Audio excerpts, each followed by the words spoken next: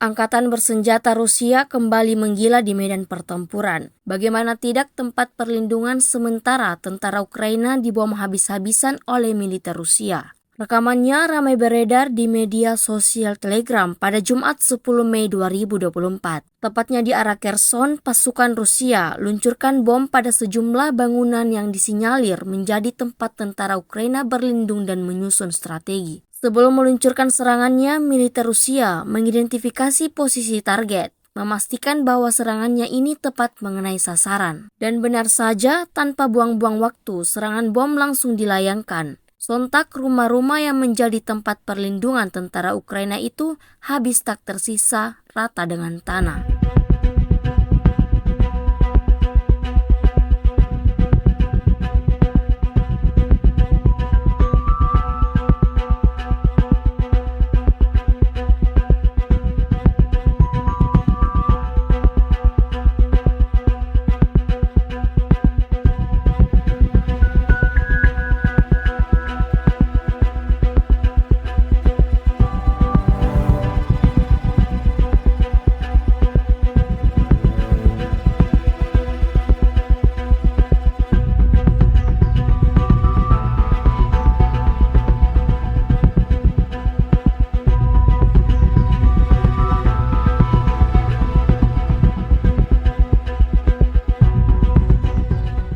Download Tribun X sekarang, menghadirkan lokal menjadi Indonesia.